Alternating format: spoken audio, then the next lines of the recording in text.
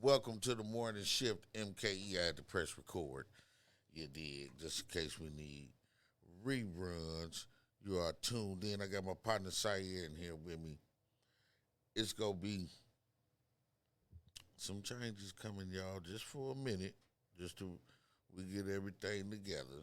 You know, we'll inform y'all before the end of the show. Now, I had a couple videos, but what I mainly wanted to focus on today was the Peter Spencer story. We done talked about it twice on this show. So we go catch up with what's going on with him. So I just wanted to let y'all know we go head on to just a couple of stories. I don't know how they got first, but check this out. Multiple investigations are underway into a series of deaths at the Gwinnett County Jail. 8 people have died since a new administration took over in 2021. That's more than any other metro jail of its size. Well, Fox 5 I-Team reporter Randy Travis asks why. Last April, friends held a rally outside the Gwinnett County Jail in memory of a man who died inside. Sherry Strahan's only son, Dion. It's been hard. I feel like I don't know much more than I knew on the day that he died. Strahan was in jail to face aggravated assault and weapons charges. Serious crimes, yes, but ones that don't carry the death penalty. During his months behind bars, his mother says Strahan would constantly call to complain jail staff ignored his deteriorating health. He wasn't just a number, he was a human, and he deserved medical care. An autopsy would reveal Strahan died of a ruptured ulcer. His mother later received this letter, written by a former cellmate and signed by 18 other inmates, claiming Strahan was once laughed at by a deputy when he tried to get help. And Strahan worried they weren't trying to find the source of the problem to his pain, but just kept attempting to give him random medications. The night before he died, he called me, and we were excited because he said that they said that there would be a doctor there the next morning that would see him. So I was, up early waiting for a call from him, and that's when they came and rang my doorbell, and he died at 5:50 a.m. that morning.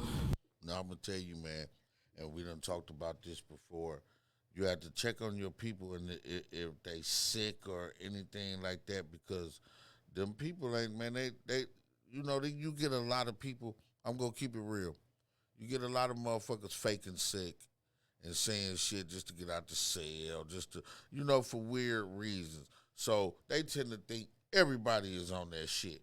And your people could really have an issue and never get tended to.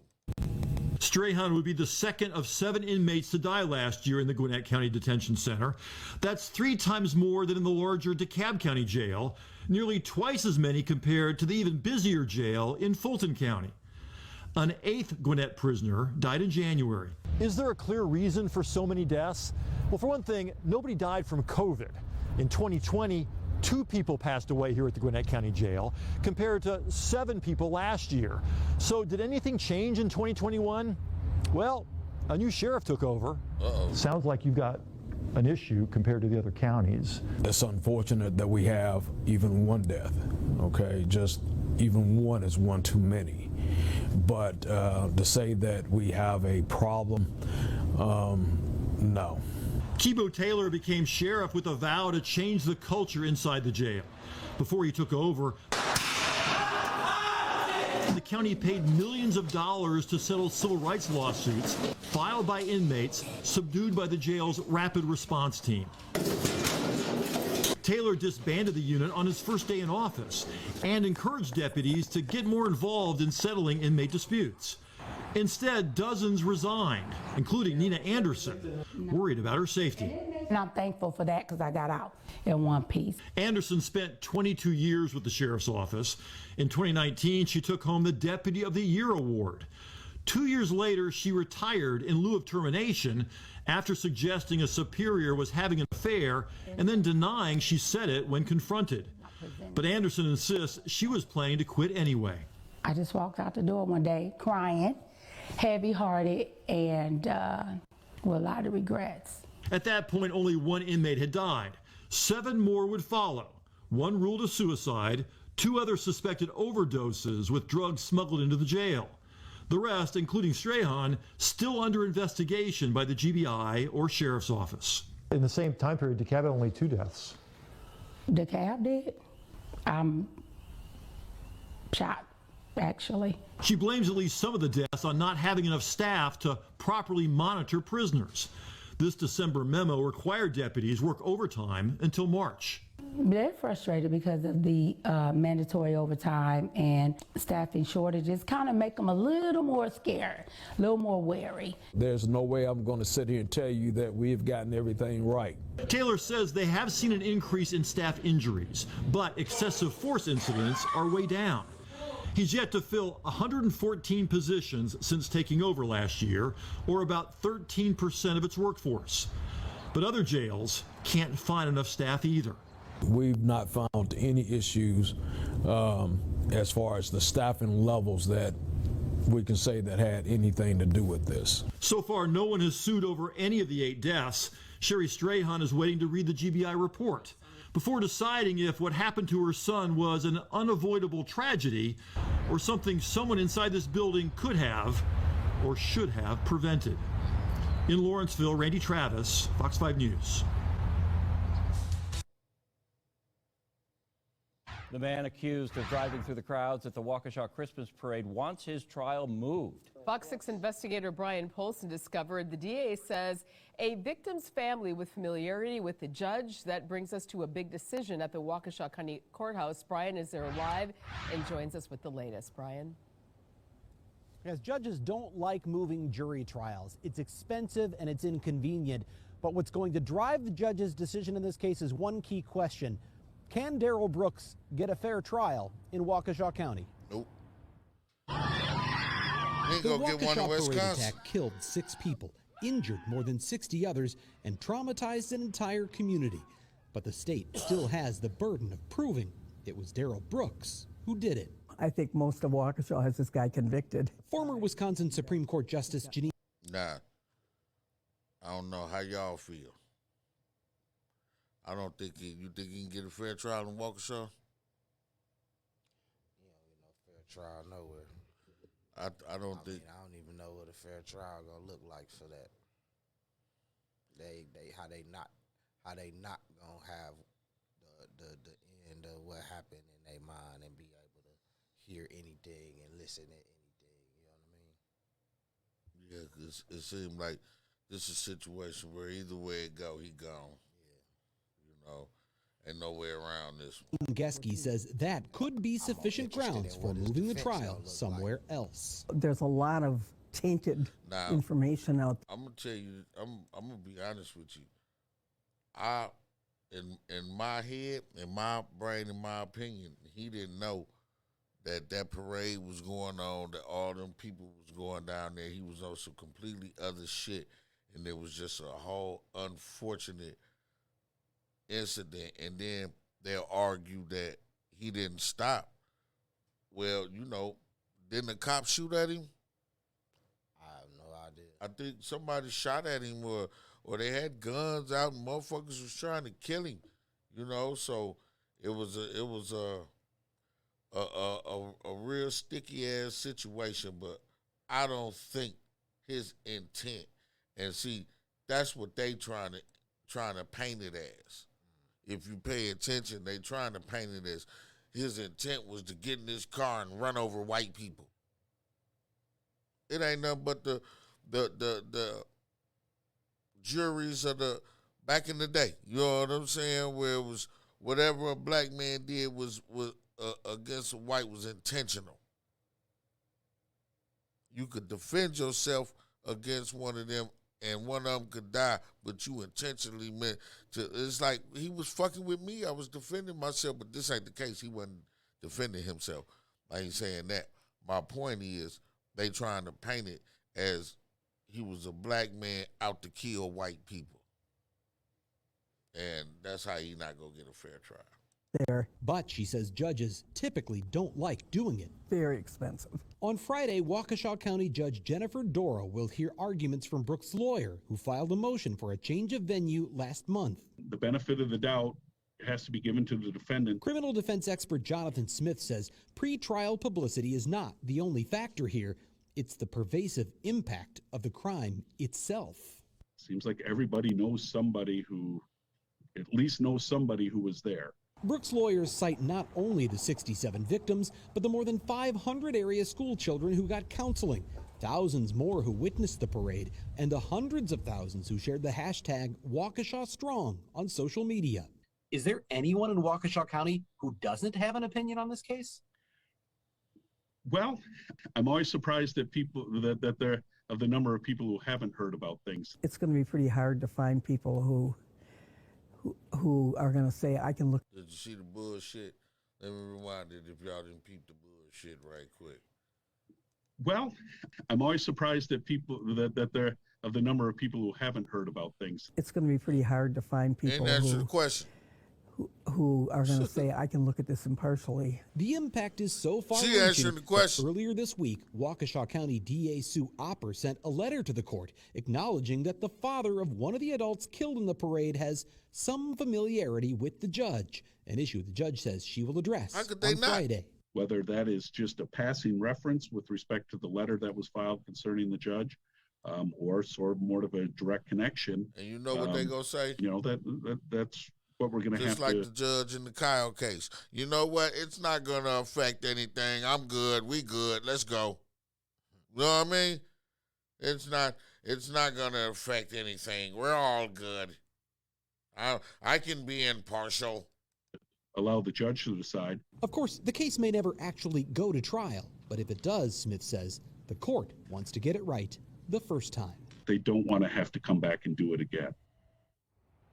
I wonder if he asked. Now, that letter we just showed you from Sue Opper to the court has now been sealed in accordance with Marcy's law. But we do know that the judge plans to address what's in that during the hearing tomorrow. It is not yet clear if she plans to rule on the motion for a change of venue. They're in court tomorrow at 9 a.m. Live in Waukesha, Brian Polson, Fox 6 Investigators. All right, Brian, thank you.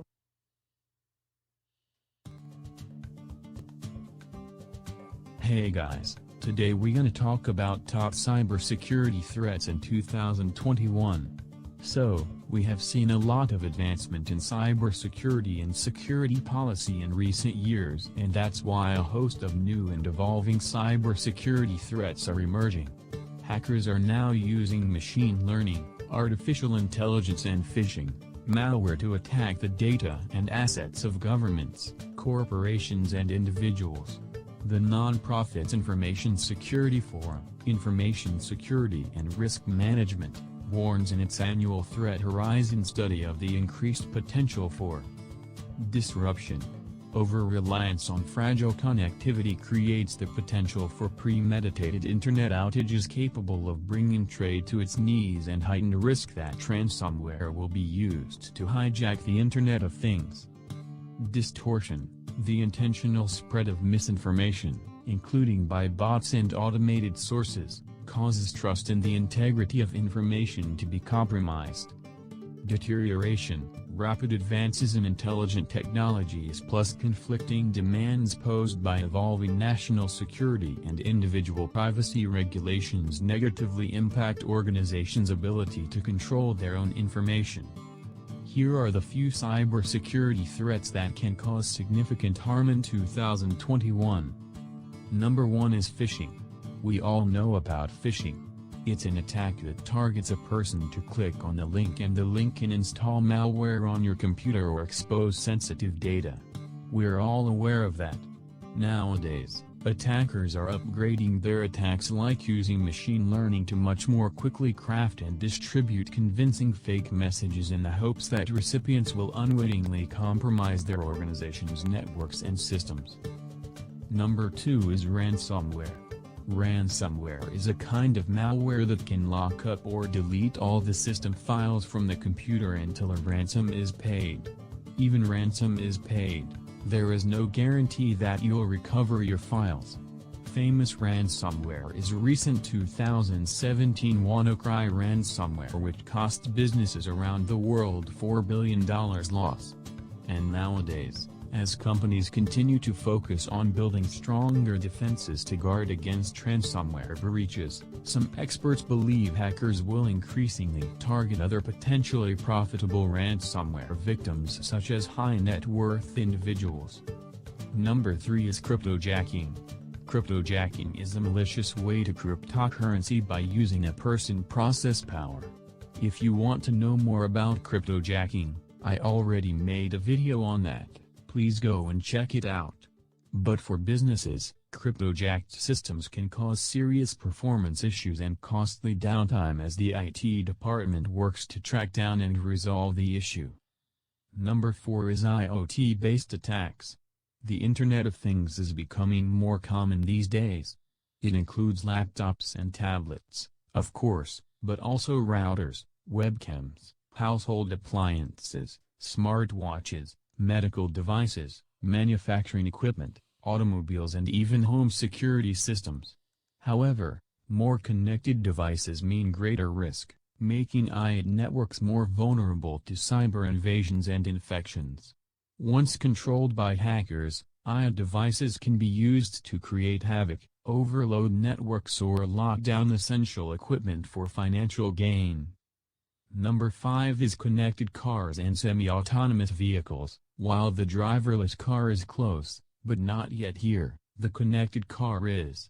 A connected car utilizes onboard sensors to optimize its own operation and the comfort of passengers. This is typically done through embedded, tethered, or smartphone integration. For hackers, this evolution in automobile manufacturing and design means yet another opportunity to exploit vulnerabilities in insecure systems and steal sensitive data and/or harm drivers. In addition to safety concerns, connected cars pose serious privacy concerns. That's all for now. Thank you for watching this video.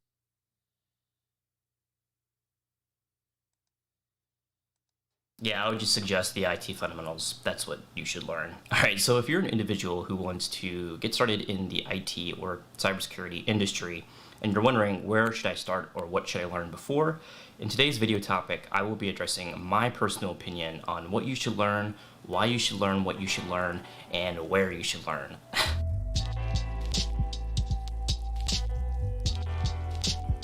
Alright, so by now you should know it's the IT fundamentals. That's what I think you should learn. You can go ahead and click off this video, but if you want a little bit more detail, you can continue on. What exactly are the IT fundamentals? Well, in my opinion, they outline a few different surrounding categories, including hardware, which are the physical parts of a computer and computing devices.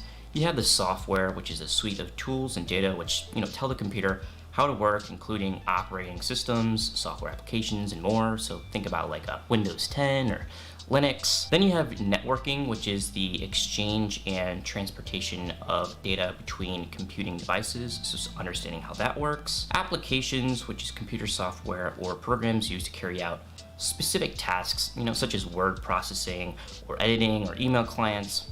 And then you have the security basics, my favorite, right? Understanding the added elements on top of the listed elements or categories that I just outlined. Now, I personally believe if you started from the very beginning, you're gonna set yourself up for better success, and I'll tell you that reason in a moment. Now, while learning the IT fundamentals, it's important to keep in mind. I said that ain't the right one. That sounds like a tutorial. This the one off here. No, I know. That ain't. It probably ain't one I was finna use for this. Oh, okay. That's what I'm saying. All right. Now that motherfucker's putting me to sleep. What people do for money,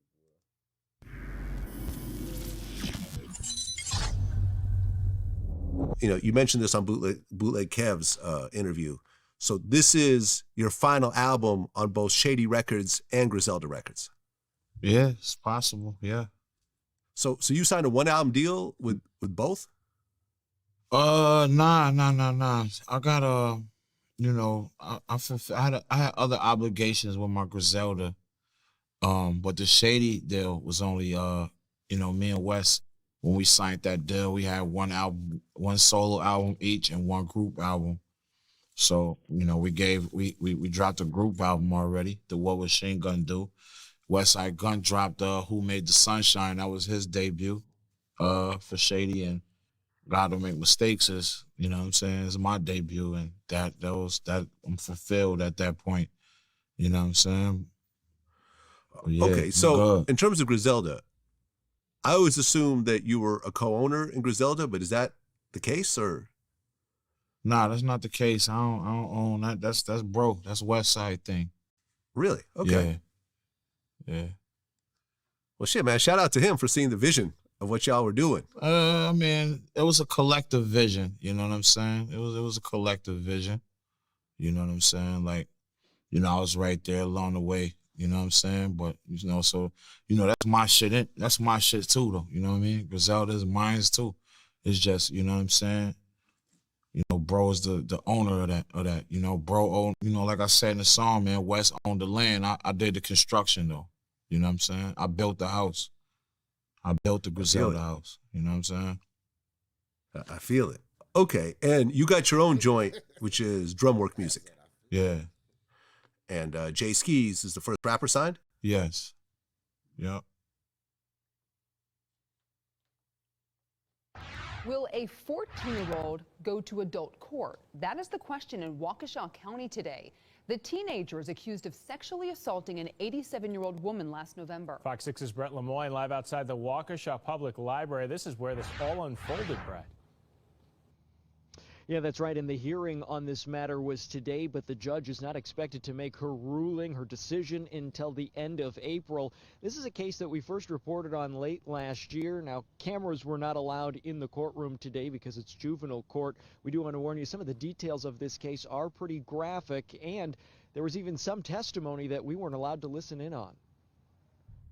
A 14-year-old charged with 4 felonies, including sexual assault, after police say he took an 87-year-old woman's car at knife point. Police say it happened on November 30th, starting in Waukesha's public library parking lot in the middle of the afternoon. If he remains in juvenile court and is found guilty of just the sexual assault charge alone, prosecutors say he's looking at 5 years of supervision. Prosecutors say it's quadruple that in adult court. They argue the public will be better protected if the defendant is tried as an adult. The teen's public defender says if convicted, the defendant will receive better mental health treatment and resources in juvenile court. Detectives say the elderly woman was trying to return books through. I'm wondering about this kid, man.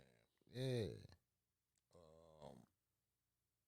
First, was this a little black boy or a little white boy? They never showed him, so it seemed like somehow we knew it was a black boy. Didn't they put his name out there at one time? Oh man, I don't know. I may be confusing it with something else, y'all. I just remember the reporter him telling her I'm the demon or I'm the devil or some old wild ass shit. Yeah, that's weird. Either way it go, I'm gonna be honest. I kind of don't care about that shit. He did some. You need to whatever they give you. You know, they not go, if you black, the hopes of them preserving your youth are gone. You know what I mean? It's over with. They gonna throw you away, and you kind of ask for it. Anytime you do some shit like that, I can't see you are the devil. You raped a 87-year-old. I couldn't even see what she had going on that made you, you know what I mean? What was it? Was it the power that you had over her? Now, we do need him off the street. Yeah. Maybe it was good. Maybe we caught a motherfucker young. Hey, that's why I'm like, they saying 5 years supervision. They ain't said nothing about confinement time. Right. Now, listen, maybe we caught a Jeffrey Dahmer before he became a Jeffrey Dahmer. You know what I'm saying? Shit, because had they noticed the signs in that boy, it'd be 17 people alive. The library's outdoor book drop. She told police the teenager held a knife in one hand and held her car door open with the other. Police say the teenager told her, "I am the devil," and threatened to kill her if she told anyone. The woman says she was sexually assaulted before being forced out of her car about a block south of Les Paul Middle School. Police say the teenager tried to ditch the car and ran away, but he was taken into custody. The middle school is just across the street from the library. A school resource officer there says that the woman actually came back to the area and was waving for help in the parking lot. Reporting live in Waukesha, Brett Lemoyne, Fox 6 News. Such a heinous crime. We'll see what happens next month. Brett, thanks. Oh, that didn't even sound Chilling gross. surveillance video shows what led up to a fatal shooting. It happened last month near 6th in Cleveland, and that's where we find our Gabrielle Mays for us tonight. Gabby, this is the first time we're seeing video from that shooting. Yeah, and what was supposed to be a joyful and happy birthday celebration behind me at this bar turned to grief. And we want to warn you, this video is disturbing. And are you aware that video is recovered? Surveillance footage from outside a bar It's Exhibit 1. near 6th in Cleveland on February 27th paints a clear picture of what happened early that morning. Mr. Tommy Bush appears in the video confronting them, armed with a firearm. Milwaukee police say 49-year-old Bush interrupted a birthday party by hitting on a woman during the celebration. The male was asked to leave and escorted out of the establishment. Once outside, police say Bush pulled out a gun. Mr. Tommy Bush is then observed producing a firearm and appears to be racking it, loading around in the chamber. He then is observed tucking that firearm in the small of his back. Milwaukee detectives say Bush started shooting at 3 men as they stood near an SUV. 30-year-old Guillermo Colon Delgado, his 29-year-old brother Christian Colon Delgado, and 52-year-old Luis Santana. Police say Christian Colon Delgado, shot 12 times, died at the scene. The other two victims attempt to get away as Tommy Bush is continuing to fire. Police say after that, Bush walked away. Damn, fam. Now, Bush's attorney did ask for a motion to dismiss the case. However, the judge felt that there was probable cause for a felony that was committed. Reporting live in Milwaukee, Gabrielle Mays, Fox 6 News. Gabrielle, thank you. Hold on, sorry. A lifestyle expert says which body Hold part on. you should wash Hold on, first hold on. says a Let lot me- about you. If you Hold wash your on, face y'all, I was first, on you a love different- money and might struggle get to back get to- along with people. Wait a minute. Hold on. Chilling Maybe they didn't surveillance see what video we saw, shows man. what led up to a Let me fatal show it shooting. again, It 'cause happened maybe- last month near 6th in Let me Cleveland. see and if he that's where got we a find our chance. Gabrielle Mays I was- for us tonight. I was Gabby, doing this something. is Let the me- first time we're seeing video Let me from that see if he shooting. stood a chance. Let me see. Yeah, and what was supposed to be a joyful and happy birthday celebration behind me at this bar turned to grief. And we want to warn you, this video is disturbing. All right, let's see. And are you aware that video is Man, he recovered? in court. Surveillance footage from outside a bar It's Exhibit 1. got you. near It's 6th all in for Cleveland on nothing. February 27th Get paints a caught, clear it's all for picture nothing. of what happened early that morning. Mr. Tommy Bush appears in the video confronting them, armed with a firearm. Milwaukee police say 49-year-old Bush interrupted a birthday party by hitting on a woman during the celebration. The male was asked to leave and escorted out of the establishment. Once outside, police say Bush pulled out a gun. Mr. Tommy Bush is then observed producing a firearm and appears to be racking it, loading around in the chamber. He then is observed tucking that firearm in the small of his back. Milwaukee detectives say Bush started shooting at 3 men as they Look. stood near an SUV. 30-year-old Guillermo Colon Delgado, his 29-year-old brother Christian Colon Delgado, and 52-year-old Luis Santana. Police say Christian Colon Delgado, shot 12 times, died at the scene. The other two victims attempt to get away as Tommy Bush is continuing to fire. Police say after that, Bush walked away. Oh, no, man. Now, Bush's attorney did ask for a motion to dismiss the case. However, the judge felt that there was probable cause for a felony that was committed. Reporting live in Milwaukee, Gabrielle Mays, Fox 6 News. Dismiss the case, like, okay, now, from the defense side, can't really see his face. That could be any nigga. I'm telling you. That could literally be any. That could have been me out there. You know what Except I'm for the saying? fact that they got camera footage of him wearing all that shit in the bar. Yeah, they walking got him in the outside bar. standing next to the bar, up in pistol. There's probably video of the shit in there. Cause anytime something break out, motherfuckers pull them phones out. Even if it's happening to them, they got their phone out and shit. You know, so I mean, damn, Tommy, what was you thinking? Man, he was mad. He was supposed to. Yes. Yes, I got, yes. He was, see, they saying he got escorted out. He got put the fuck out. You know what I'm saying? Straight up. It was a family thing. Everybody was related. He got put some shit got said. Like, yeah, he better get out of here. Bitch ass niggas and shit like that got said. And he was like, oh, he couldn't let it ride. Three people followed him out, probably stayed there to make sure he left. Yep, them people that got shot. He cut the corner, okay. Yeah. Y'all think I'm a hoe. Let me show you something. You know what I'm saying? Hey, listen. I'm going to tell you something going to be the best advice you ever heard in your life. Keep it with you. Don't underestimate nobody. When you put a motherfucker out, you got to go all the way with him. To the car, I don't care if you like it or not. Hey, here goes some more for you. It's a different level of mad when a motherfucker angry at the woman. You know what I mean? That's a whole different emotion. You know what I mean? No, he ignored. He tried to holler at her. Oh, I just heard it. And it wasn't going. And they put him out. He hit on her. Yeah, I'm assuming like it was. No, he ignored. He was in a bar full of Latino women. He was like, shit, it was fine women everywhere.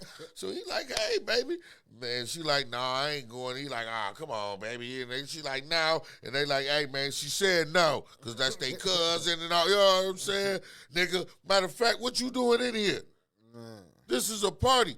It's a Latino party, so it's full of Latino. What you doing in here? Who know you? Come on, man. Get out of here. Fuck out of here. You know what I'm saying? Hey, man, when you go to these small bars, everybody know each other. Yeah. Stop fucking around, man. You get your ass stomped out. And lucky, I applaud the Latino for just putting him out. Yeah. They could have put hands on him. He was by himself. It would have been easy. They let him go. All right, man, go ahead. I wonder, though, because if you notice in the video when he first leaving the bar, he had his coat on.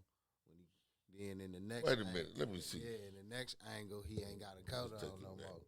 Let's take it back. Chilling surveillance video shows what led up to a fatal shooting. It happened last month near 6 in Cleveland, and that's where we find our Gabrielle Mays for us tonight. Gabby, this is the first time we're seeing video from that shooting. Yeah, and what was supposed to be a joyful and happy birthday celebration behind me at this bar turned to grief. And we want to warn you, this video is disturbing. It could happen.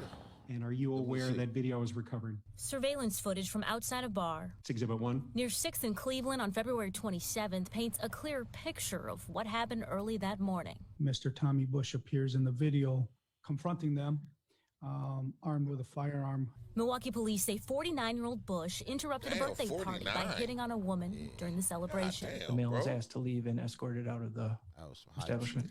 Once outside, police say Bush pulled out a gun. Mr. Tommy Bush is then observed producing a firearm and appears to be racking during the celebration. The male was asked to leave and escorted out of the establishment. Once outside, police say Bush pulled out a gun. Wait, did I miss it? When he had the coat on? The person walking at the bottom, that's him. Look at the pants. Bush interrupted a birthday party by hitting on a woman during the celebration. The male was asked to leave and escorted out of the establishment. Once right there. There you go. That's him? That's him. That's him with his coat on. Then when he come back, he ain't got the coat on no more. And they standing right here in front of these truck, this SUV. Now, is this him after they put him out? Yeah, this is when they saying he was escorted out, where we don't see nobody walking with him. He leaving. You know what I mean? Now, outside, police say Bush pulled out a gun. Mr. Tommy Bush is then observed producing a firearm and appears to be racking it, loading around in the chamber.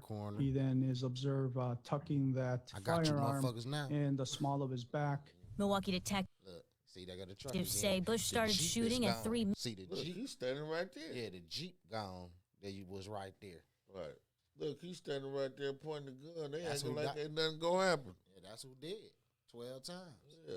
Man, they acting like, man, get out of here. What you gonna do with that? I know it. They hate niggas. He looked back at the camera like. I'd have been like, hey, man, this nigga got a gun, man. You either pulling or, hey, man, What you gonna do? Like I say, when you challenge a dude with a gun and you say shit like shoot, what you gonna do when he shoot you? What's your next step? Men as they stood near an SUV.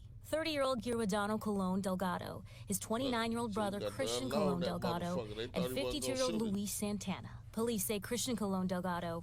Damn, man. That was the big guy. R.I.P., man. A lifestyle expert says which body part you should wash first says a lot about you. If you wash your face first, you love money and might struggle to get along with people. If you do your hair first, you're a hopeless romantic and intellectual and I was gonna call bullshit, but they hit it right on. They hit it. I wash my motherfucking face there first. That's what got to go first. And I love money, and I struggle to get along with people. Damn. Woo! So y'all thought it was bullshit, but they hit that motherfucker on the nose right there. Wash first says a lot about you. If you wash your face first, you love money and might struggle to get along with people. If you do your hair first, you're a hopeless romantic, an intellectual, and an artist. All right, I'm going to start washing my hair first. People who wash their chest first are honest and loyal, but also stressed out. And if you washed in a random order, you're an adventurous person. How the Mix fuck things you up a wash little. your chest first? that got to be a weird, like, that's TV shit, ain't it? Like, I'm going to wash my chest first. Who the fuck do that, man? Do any of y'all wash y'all chest first? That was some weird shit to me. That sounded weird, man. Hello, my amazing people, and welcome back to my channel. If you're back, if you're new, welcome to my channel. I'm Shayna, and I have another case for you all today. Today, we'll be going over the case of Peter Spencer. I had so many requests to cover this case, and I know I've been covering a lot of current events lately on my channel. And I've been doing that because there are so many. There's kind of been an influx of cases that I have wanted to cover and bring to you guys because they deserve the awareness, they deserve the attention. You guys were really hitting me up a lot to cover this case, and I looked into it and I totally understood why from the very first second that I looked at it. So thank you so much for everyone who recommended this to me. Your voices did not go unheard. This story, not many stories make me like angry when I'm researching them. There's a lot that are upsetting and they're disappointing and they're hard to listen to, but not very many make me angry, and this one, it makes me very upset, like very angry, very mad when I look at the details of what happened. And you'll understand why by the time we get to the end if you haven't already heard of this case. Just my usual disclaimer, this is all information that I found online and compiled into a video for educational purposes. Thank you so much for joining me today, and let's get started.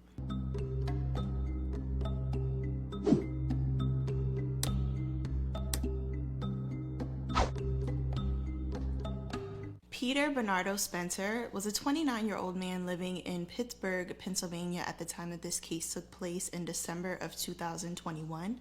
He's originally from Kingston, Jamaica actually, and he moved to the United States when he was a teenager, and he was always known by everybody to be a really kind and gentle soul who motivated people around him and made people feel good about themselves. He had this really nice, infectious smile that he was known for, and he was just this like contagiously positive and caring man who trusted everyone because of the trustworthy kind of person that he was himself.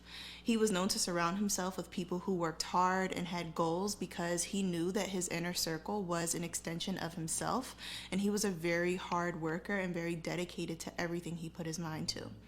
He was known by people to often take time and give back by feeding the homeless, and he also enjoyed playing basketball with the neighborhood kids as well. And he was the type of guy who liked to be outdoors. He is what you could consider an outdoorsman, and he would frequently spend time in nature, outside in the elements, and he loved being surrounded on a semi-regular basis. They actually had worked together at a job that Peter had previously and stayed in contact. Now, this is the dude that went on the hunting trip with the all-white dude. After he left his job, off the grid, literally. So it's so remote that the actual address itself is on a street called, or a road a back road called Carl's Road, and it's so remote that it doesn't show up on any GPS server. So if you type this address into Google Maps or onto Apple Maps or onto Waze, whatever GPS server that you decide to use, it actually doesn't even show up. So you have to go by verbal directions to find this address. And Carmela's like, okay, this is weird. I'm not feeling too hot about this, but if Peter really wants to go, fine, I'll drop him off. But she knew that she had Peter's location on her phone. I ain't going nowhere we can't find on the map. That's the biggest The hell is red that? Heaven flag. or hell? Shit. That's the biggest red flag, right?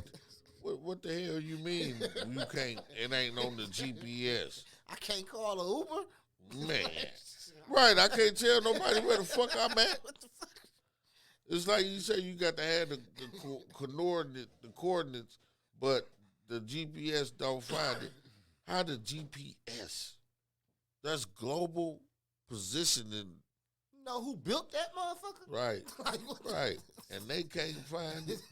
The They Google can't Map find it, man it don't ain't been out there. Well, I guess the Google Map truck probably ain't go out there, though. Man, why not? Oh, no.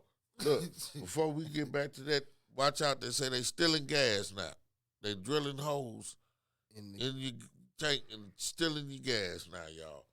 They stealing the motherfucking gas. I'm going to see if I can find a story. They gonna be mad as hell they drill my gas tank. Man, you got look, I'm going to be mad, too.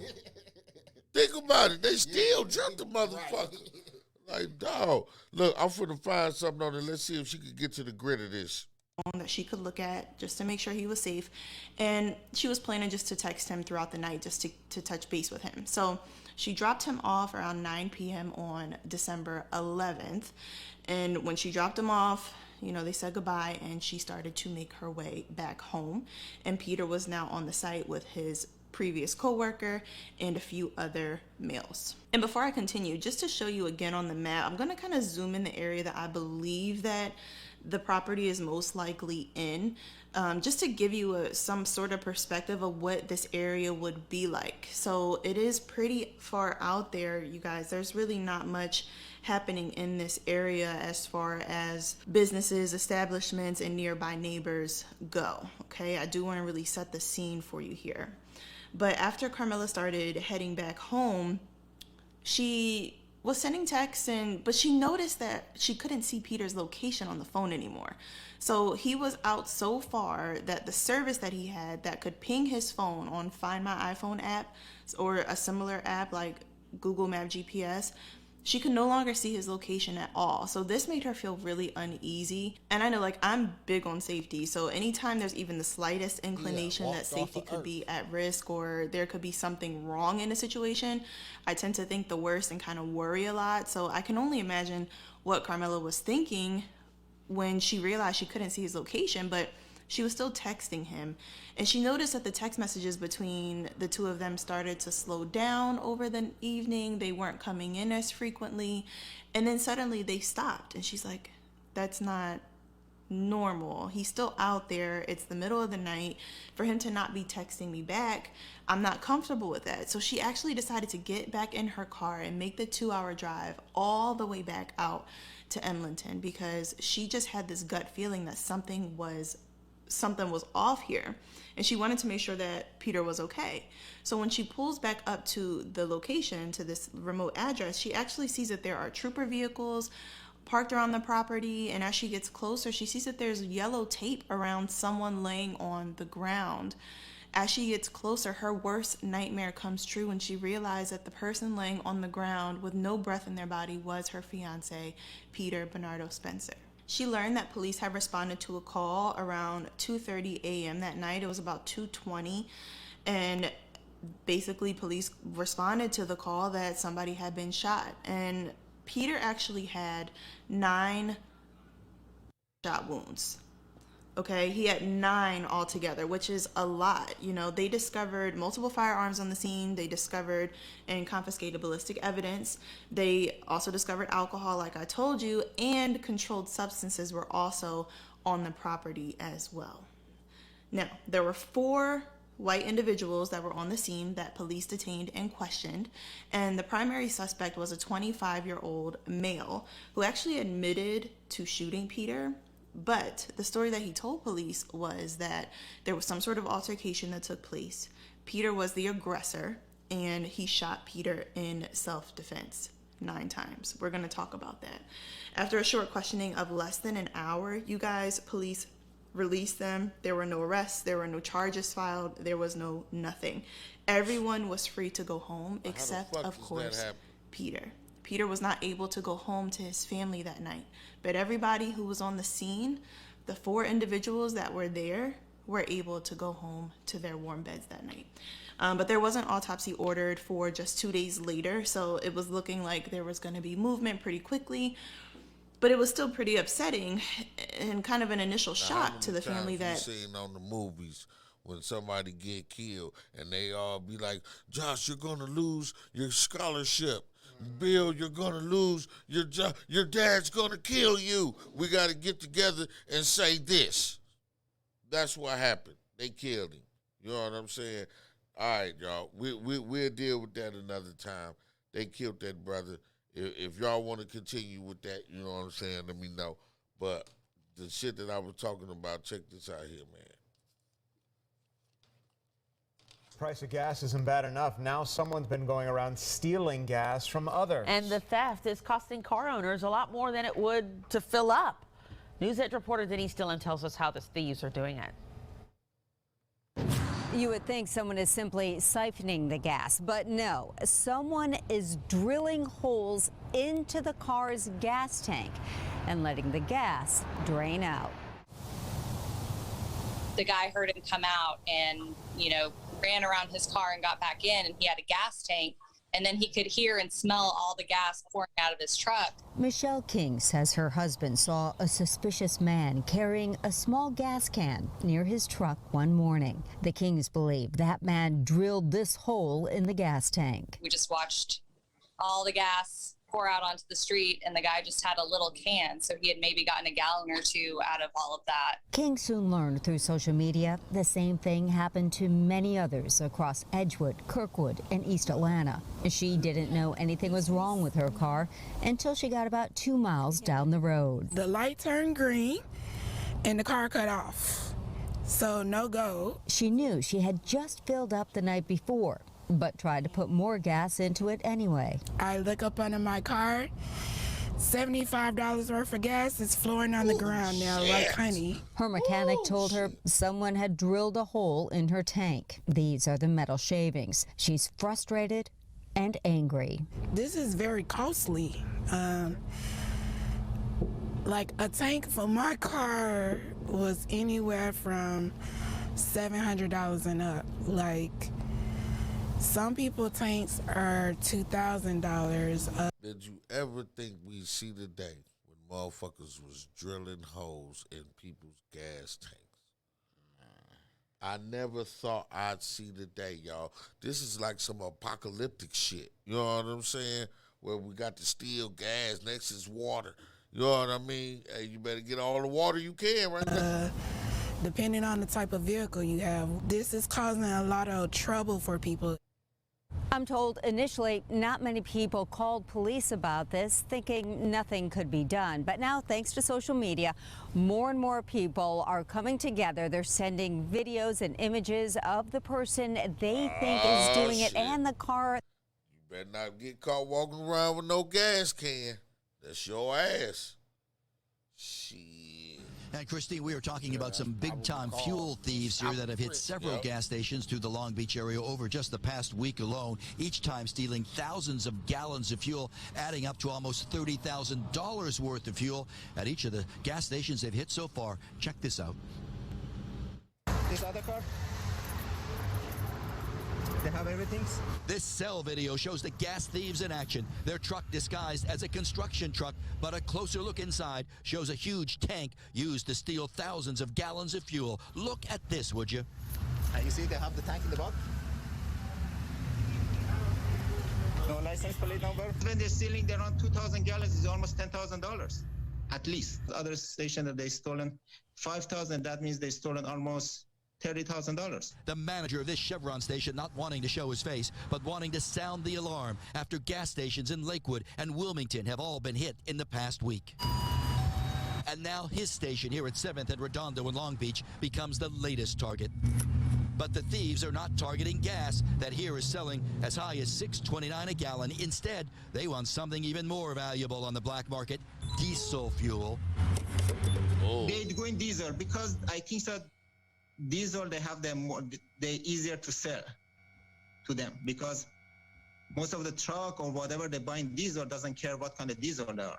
But the gas is a little picky, and that gas actually is dangerous too to move that big. Diesel is not as flammable as gas and safer to transport, especially for these suspects with their out-of-state plates, pump thieves who look for a soft target.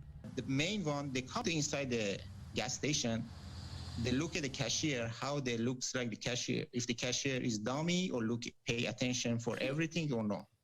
Because they're not going to go high risk. So they look for a dummy, he says, who's not paying attention at the cash register inside. That's when they strike outside, using a master key to get inside the gas pump itself, and then they fill it up. Their hidden tanks, filling it up with thousands of gallons, all stolen. The pump is still start pumping, not stopping. That's the way, and nobody can notice it. In the cashier, on the cash register, nobody can notice they pumping because they stop something. And now live, you heard the manager saying that these suspects always look for a dummy at the cash register, but in the end it turns out that these suspects are the big dummies. One arrested as they were pulling off a heist here at this gas station a few hours ago. You dummy, that's what they calling him when the gas got stolen. You fucking dummy. You sit here and let motherfuckers steal $5,000 worth of gas. Others on the run this late hour, police looking to make more arrests, saying they want to shut down these fuel thieves. You just let them sit there. Right. You ain't noticed nothing was wrong. It's real fast. It must not have been black. You know before anybody gets hurt, especially as police say, because we have the prices at the pumps continuing to soar. Unfortunately, they expect more of these crimes. I paid $3.95 last night. For now, we're live here, Long Beach. Back to both of you. The fuel up was $48. Well, Marla, Christine, AAA is sounding the alarm, issuing a warning about these gasoline thefts. And of course, all of this is happening because of the high prices at the pump. They, what they say, Kelly, up to $6 and $7 and shit. It's going the fuck up, man, around here. Hey, and I had a video. This guy, it was a Trump rally, and Trump was speaking. And he was like, yeah, you know, right now you paying about $2 for gas. He said, when Biden get in, you going to be paying, what, $6, $7? This was 2 years ago. He said that. Where we at now? $6, $7. That man called it like, y'all going to be paying high-ass shit. And it happened, dog. Man, I'm trying to tell you. Woo. Hey, we come to the end of another great show, man. Y'all make sure y'all tune in to the midday show. Good music. I got good new music up. Me and Sayer be there. We'll be there with more news you can use. More about this gas stuff. Y'all have a great day. Let go.